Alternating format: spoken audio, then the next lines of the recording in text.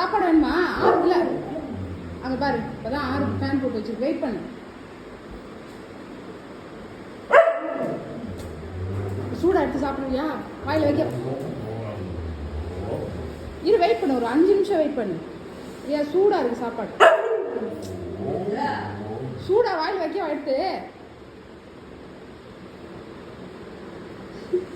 சரி உட்காந்து பாரு, மேலே உட்காந்து பாரு. வேணாம்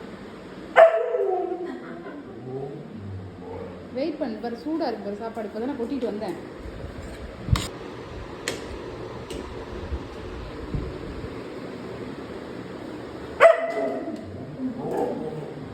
இருடி ஆறட்டி, சாப்பாடே பார்க்காத மாதிரி கற்றுக்க.